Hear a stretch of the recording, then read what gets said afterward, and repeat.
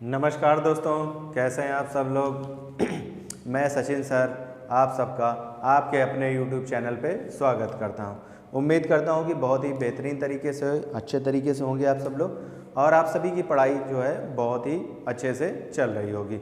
आप अपने जिस भी एग्ज़ाम की तैयारी कर रहे होंगे उसमें बहुत ही मन लगा के बहुत ही ईमानदारी के साथ आप काम कर रहे होंगे। आपकी पढ़ाई जो है बहुत ही अच्छे से चल रही होगी, इस बात में कोई दो राय नहीं। ठीक है, तो चलें अब हम लोग जानते हैं कि हम लोग जो है आगे अब किस कड़ी को बढ़ाएंगे।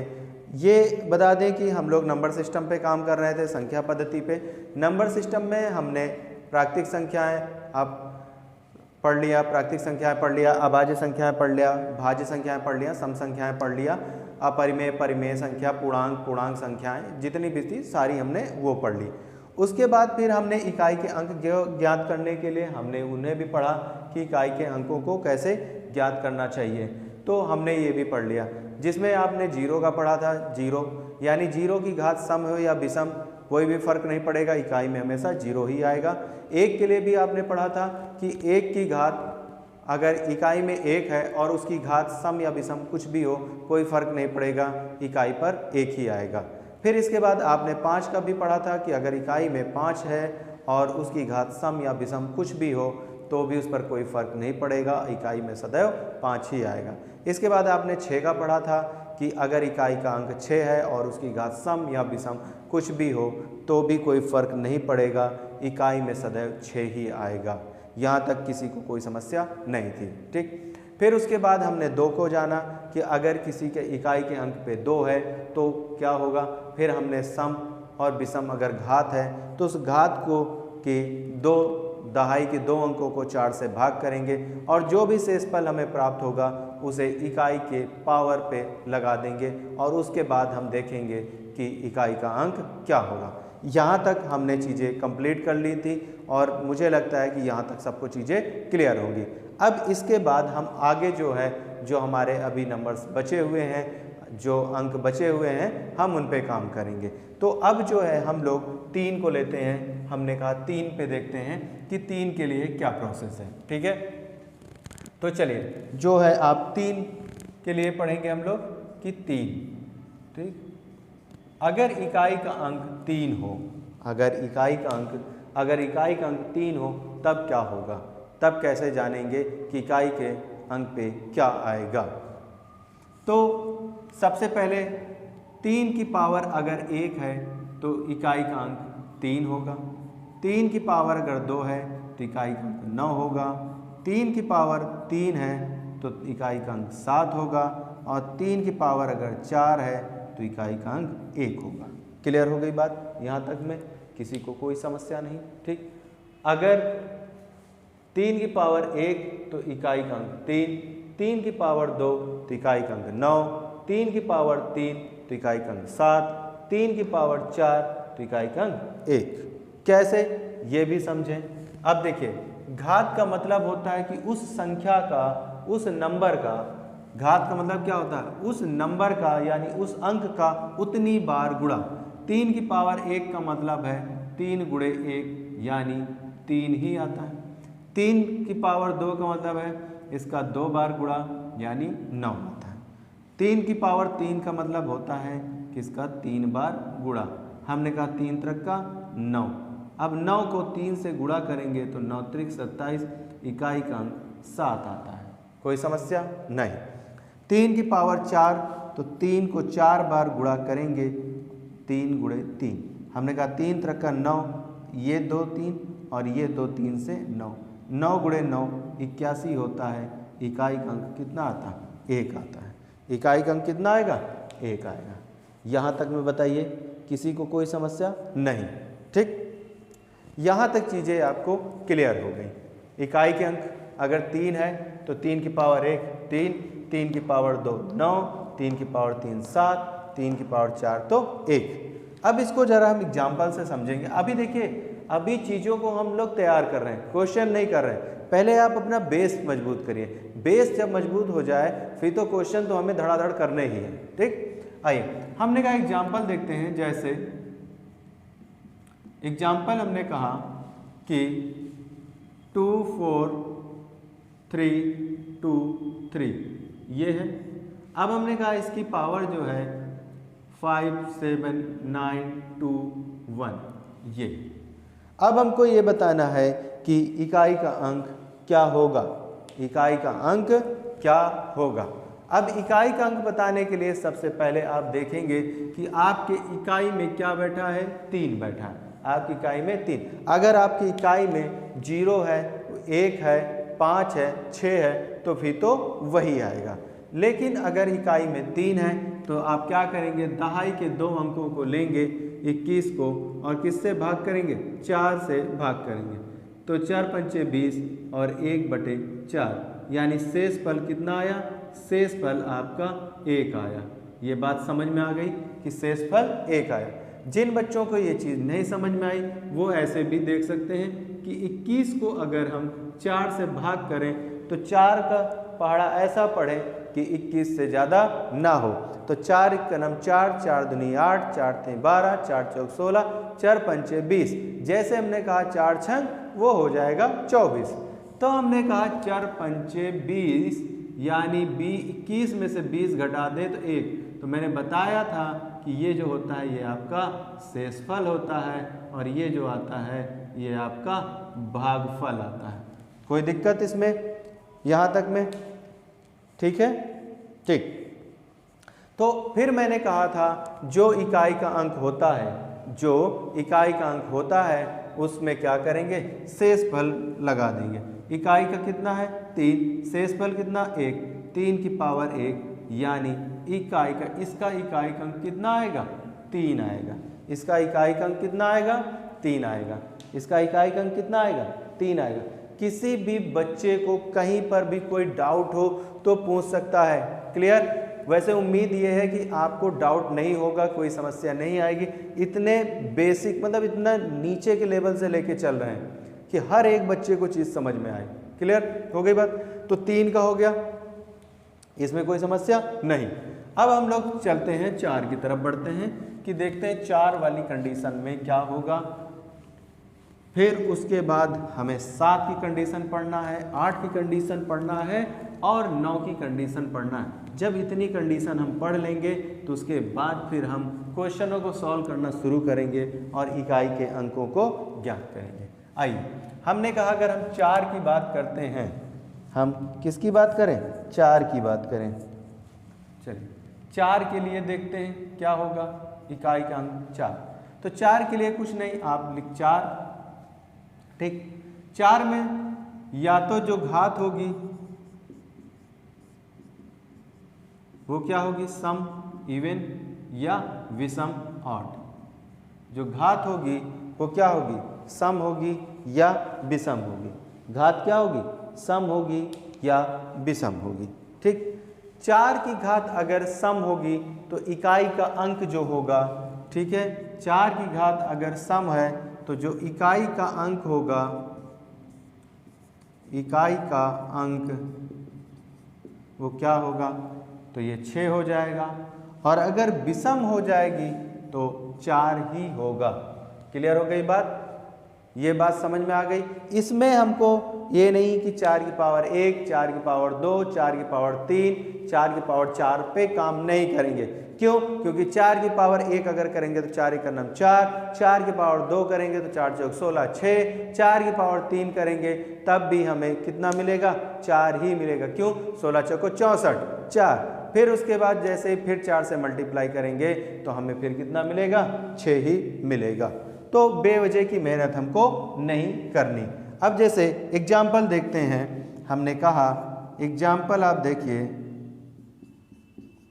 हमने कहा अगर 8 0 1 4 की पावर 5 0 2 3 1 है तो इसमें इकाई का अंक ज्ञात करें। इसमें क्या करना है आपको, इकाई का अंक ज्ञात करना है। अब सबसे पहले आपको ये देखना है कि पावर सम है कि विषम।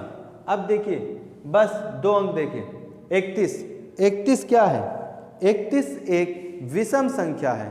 31 क्या है, एक विषम संख्या है।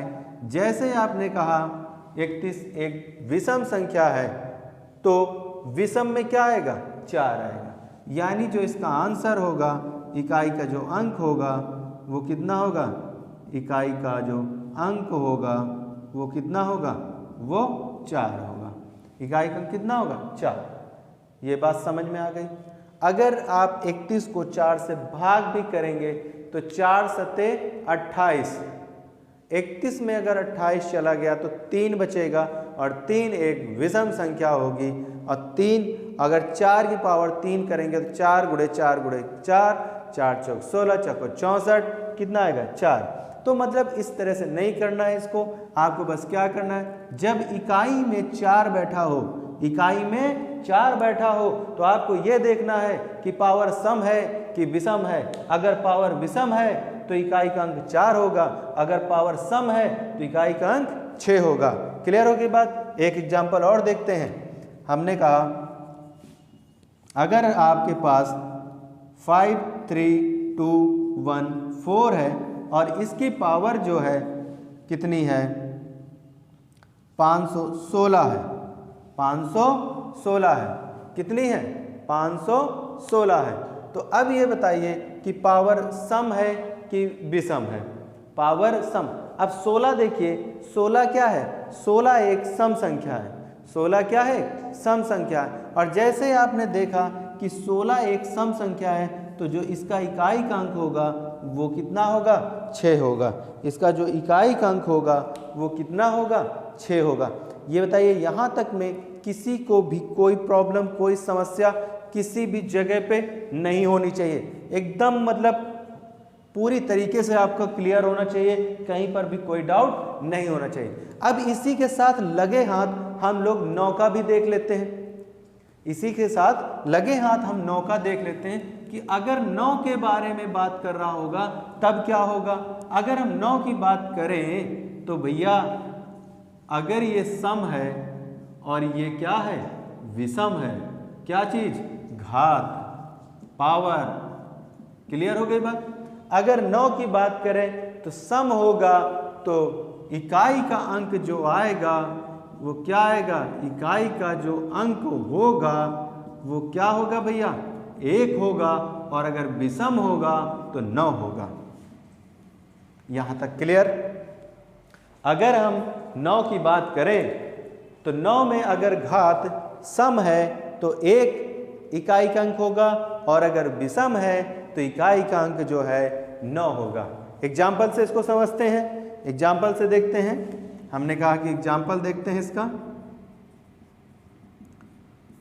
हमने कहा अगर आपको 619 दे रखा है और 619 की घात उसने कहा 813 है और इकाई का अंक पूछ लिया, बताइए क्या होगा। अब पहले सबसे पहला काम आपको देखना है इकाई का अंक कितना है, इकाई का अंक 9 है। और घात देखिए, घात कितनी है, घात जैसे ही आपने देखा 13, 13 क्या होती है, 13 एक विषम संख्या होती है, 13 एक क्या होती है, विषम संख्या। और जैसे ही विषम की बात करेगा तो इकाई में क्या आ जाएगा, इकाई में 9 आ जाएगा। इकाई में कितना आ जाएगा, 9 आ जाएगा। क्लियर है यहाँ तक में, किसी को भी कोई डाउट नहीं होना चाहिए। अगर 9 की कंडीशन है, इकाई में 9 है तो सम है तो 1, विषम है तो 9। 4 के केस में कहेगा इकाई का अंक सम है तो 6, विषम है तो 4। दूसरा एग्जांपल देखते हैं। इसी में एक हमने कहा 9 9। अब इसकी पावर 512 है। इस पावर कितनी है, 512।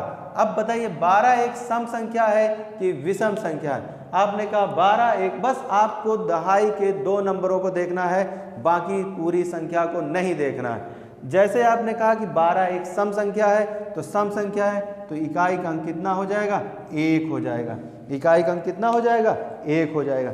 मुझे ये बताएं कि यहाँ तक में किसी भी बालक को, किसी भी स्टूडेंट को कोई दिक्कत हो, कहीं कोई डाउट है, नहीं होनी भी नहीं चाहिए। एकदम बेसिक से, एकदम जीरो लेवल से पढ़ा रहे हैं, मतलब इससे नीचे जाया ही नहीं जा सकता, इससे नीचे जाया ही नहीं जा सकता। क्लियर हो गई बात, इससे नीचे नहीं। तो इसको नोट करें या स्क्रीनशॉट ले लें आप लोग।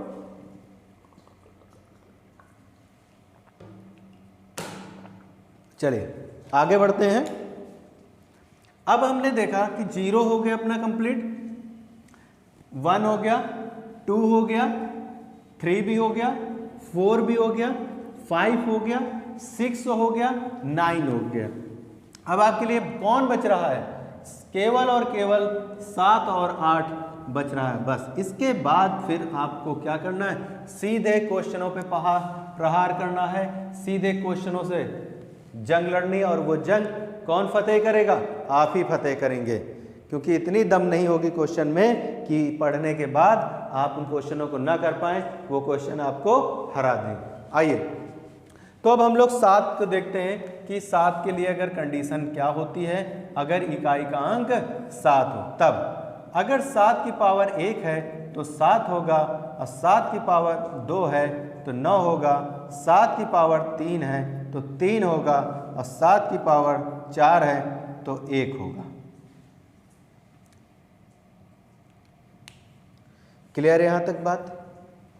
सब में वही प्रोसेस लगेगा कि जितने भी, बस केवल 0, 1, 5, 6 को छोड़ दीजिए, घात सम विषम कुछ भी हो इकाई में वही बैठेगा। 4 की बात करें तो अगर सम है तो 6, विषम है तो 4, 9 में सम है तो 1, विषम है तो 9। बाकी इसके अलावा जितने भी इकाई के अंक पूछेगा, दहाई के 2 अंकों को आप 4 से भाग करेंगे, जो भी शेषफल आएगा वो उसकी घात बना देंगे। ये क्लियर हुआ? ठीक। अब इसी में अगर हम एग्जाम्पल देखते हैं, हमने कहा एग्जाम्पल भी कर लिया जाए, थोड़े से हम जाने जिससे कि हमें क्या करना है। अगर हम बात करें कि 9, 2, 3, 7 की पावर 5319 ऐसे लिख देते हैं। अब इसमें हम पूछ रहे हैं कि बताइए इकाई का अंक कितना होगा। अगर इसमें पूछा जाए कि इकाई का अंक कितना होगा तो आपको कुछ नहीं करना है, सिर्फ दहाई के 2 अंकों को लीजिए, सिर्फ दहाई के 2 अंकों, और 19 को जैसे ही 4 से भाग करेंगे तो 4 चौक 16 और 16 3, 19 3/4। क्लियर हो गई बात? नहीं समझ में आया?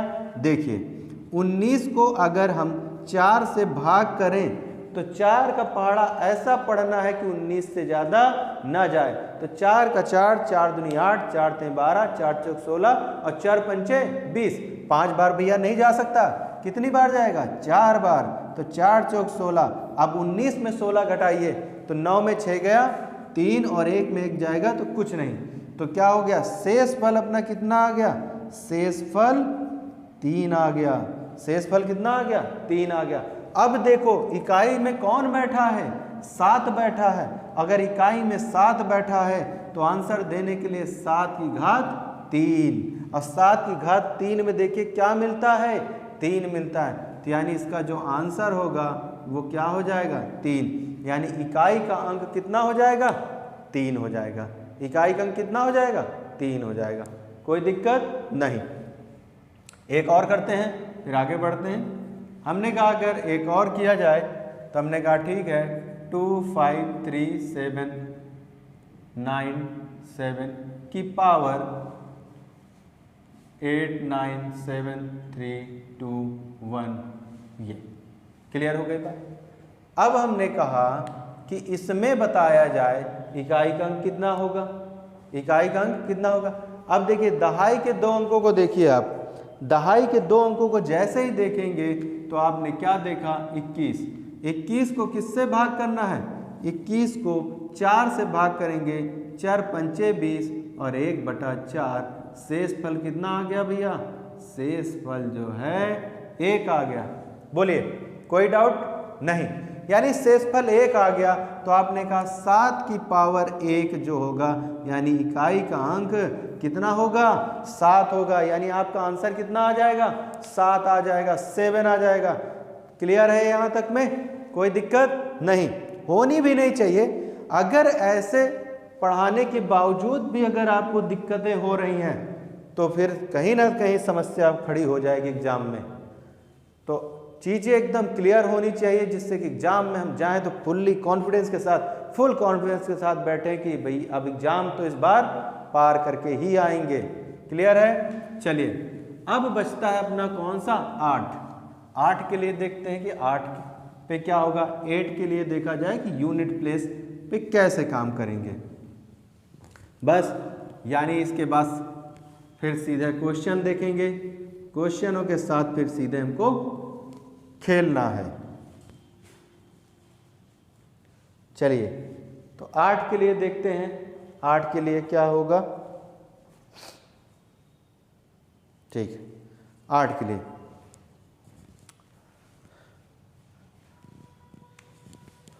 8 के लिए देखा जाए भाई, 8 के लिए क्या होगा। जब 8 की घात 1 होगा तो 8 होगा, 8 की घात 2 होगा तो 4 होगा, 8 की घात 3 होगा 2 होगा, 8 की घात 4 होगा 6 होगा।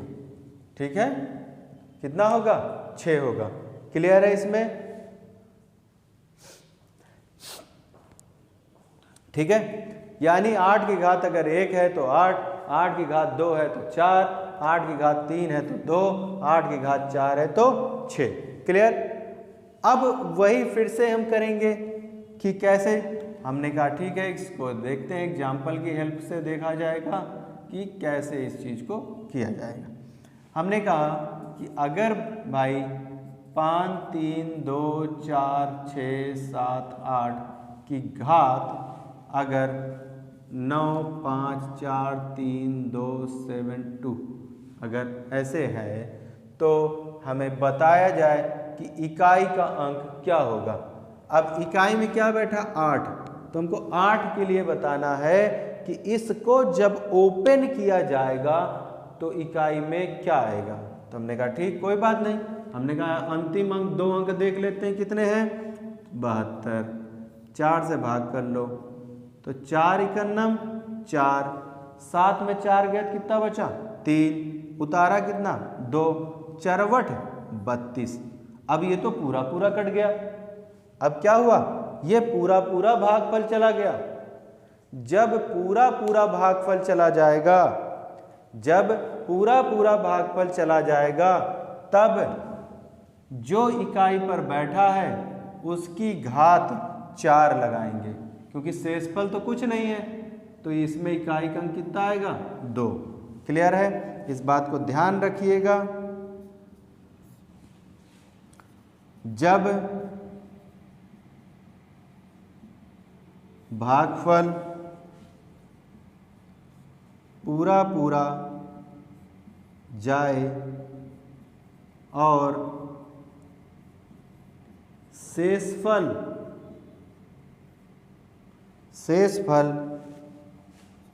शून्य यानी 0 मिले, तब हम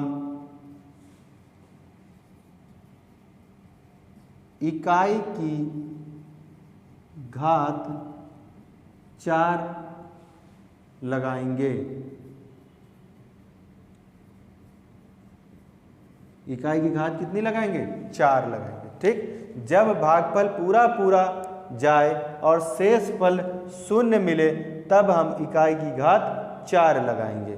तो अब देखिए यहाँ पर भागफल पूरा चला गया, शेषफल कुछ नहीं बचा, तो इकाई में क्या है 8, तो इसकी घात कितनी लगाएंगे 4 लगाएंगे। क्लियर हो गई बात। अब मुझे नहीं लगता किसी भी बच्चे को, किसी भी स्टूडेंट को कहीं पर कोई डाउट होना चाहिए। चीज़ें एकदम क्लियर होनी चाहिए, कोई डाउट नहीं होना चाहिए। एक बार फिर से हम लोग रिकॉल करेंगे। अगर इकाई का अंक 0 है तो घात सम या विषम कुछ भी हो, इकाई का अंक 0 ही आएगा। अगर इकाई का अंक 1 है, घात सम विषम कुछ भी हो, इकाई का अंक 1 ही आएगा। अगर इकाई का अंक 5 है तो घात कुछ भी हो 5 ही आएगा, 6 में भी वही आएगा। 4 में अगर सम है तो 6, विषम है तो 4, 9 में सम है तो 1, विषम है तो 9, बाकी तो 2, 3, 7, 8 आपके सेम प्रोसेस। क्लियर हो गई बात। ठीक, कुछ इंपॉर्टेंट बातें थोड़ी सी और हम लोग जानेंगे कि क्या होती हैं, उनको भी जानना जरूरी है।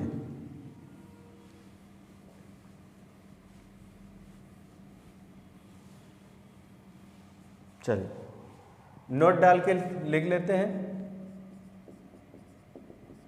पहला पॉइंट,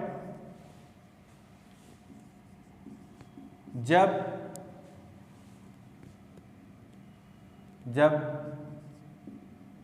5 का गुणा किसी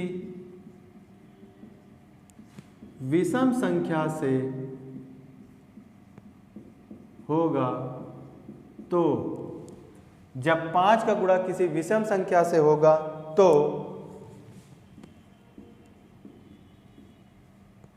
इकाई का अंक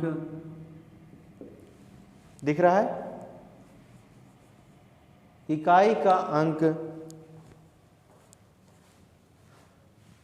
सदैव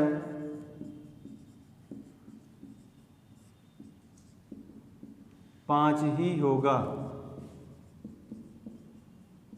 इकाई का अंक सदैव 5 ही होगा। एग्जाम्पल देखिए,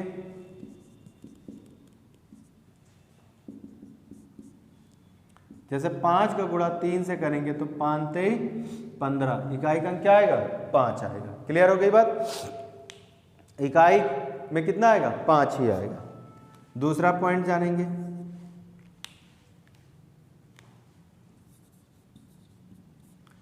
जब 5 का गुणा किसी सम संख्या से होगा तो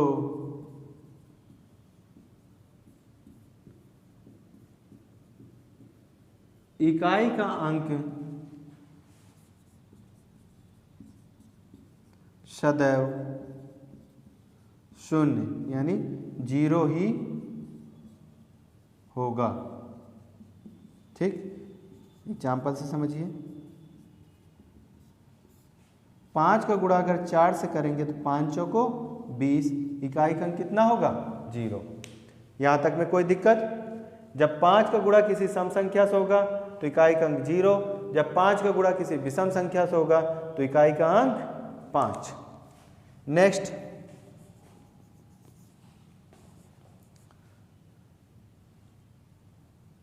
जब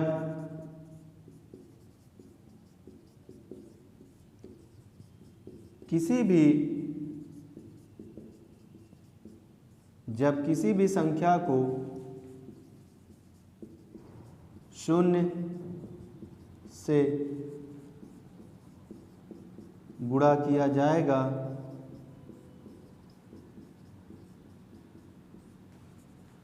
तो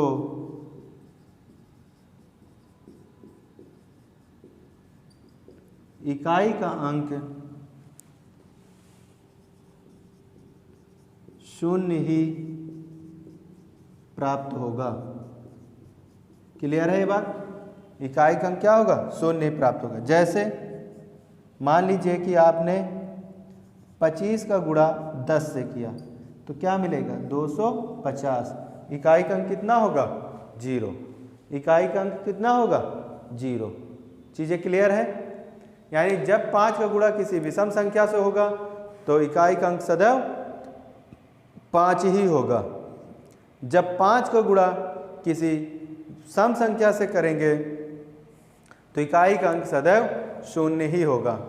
और जब किसी शून्य का गुणा किसी भी संख्या से किया जाएगा तो इकाई का अंक सदैव 0 ही प्राप्त होगा।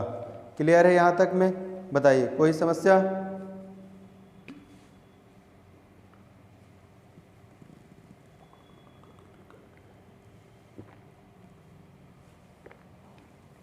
इसको नोट करिए या स्क्रीनशॉट ले लीजिए।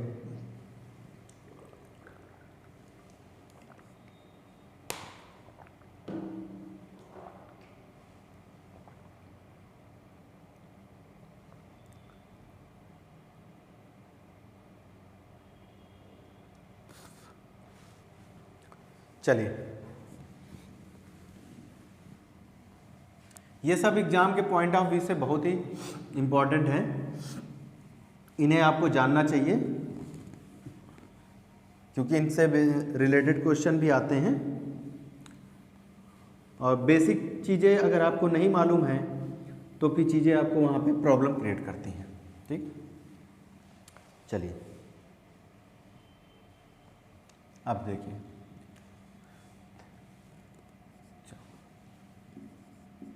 सभी विषम अभाज्य संख्याओं का गुणनफल, सभी विषम अभाज्य संख्याओं का गुणनफल से इकाई का अंक सदैव 5 ही होता है। ठीक, एग्जाम्पल के तौर पे अगर आपने 3 का गुणा 7 से किया तो 7 पना 35, इकाई में क्या आएगा 5। 3 क्या है, एक विषम अभाज्य संख्या, 7 क्या है, एक विषम अभाज्य संख्या। अभाज्य संख्या की पहचान मैंने आपको बता रखी है, आप उसको संख्या पद्धति में नंबर सिस्टम में जाके वीडियो को देख सकते हैं उसके बारे में। अब नेक्स्ट, सभी सम संख्याओं के गुणनफल से इकाई का अंक सदैव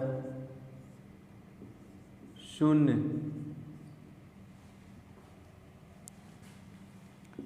ही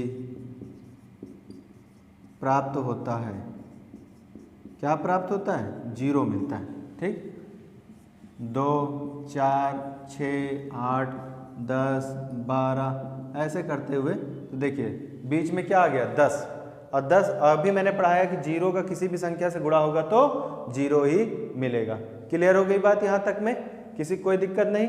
तो यानी अगर विषम संख्याओं, अभाज्य विषम संख्याओं का आपस में गुणा करेंगे तो इकाई का अंक क्या मिलेगा 5, और अगर किन्हीं सम संख्याओं का आपस में अगर गुणा करेंगे तो इकाई का अंक क्या मिलेगा आपको 0 ही मिलेगा।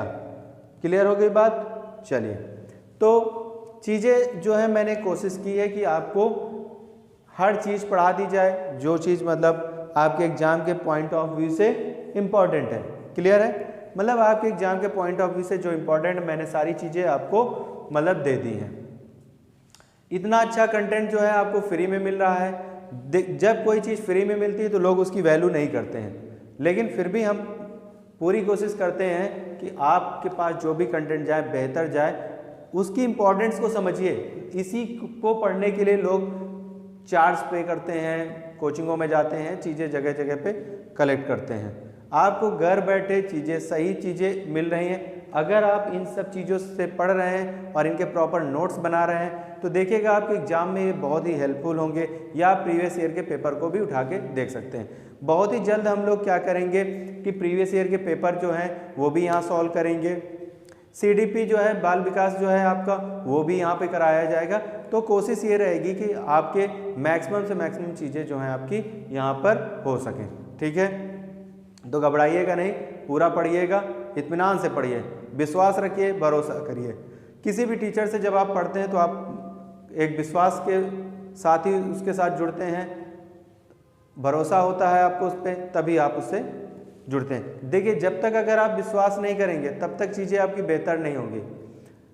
डॉक्टर बहुत सारे होते हैं, लेकिन आपको जिस डॉक्टर पे भरोसा होता है, जिस डॉक्टर पे विश्वास होता है, आप अपने शहर में उसी डॉक्टर के पास जाते हैं। हो सकता है आपके मोहल्ले में भी डॉक्टर हो, लेकिन आप उसके पास ना जाके आप अपने से थोड़ा दूर किसी शहर के कोने में जाके इलाज करा रहे हो, या अपनी सिटी में मतलब अपने आसपास के डॉक्टर को नहीं, दूसरे मोहल्ले में जाके करा रहे हो। तो ये आपका विश्वास है कि हम वहाँ जाएंगे तो सही हो जाएंगे। बाकी पढ़ाई सब ने वही कर रखी होती, चीज़ें सबकी वही होती हैं। तो इसी तरह से यहाँ पर भी आप विश्वास के साथ जुड़िए और आपको चीज़ें जो मिल रही हैं बहुत ही अच्छी और बेहतर दी जा रही हैं। तो ठीक है, अब हम लोगों ने थ्योरेटिकल पोर्शन पूरा कर लिया है। अब इससे बेस्ड रिलेटेड जो भी क्वेश्चन होंगे उनको हम लोग करेंगे नेक्स्ट वीडियो में।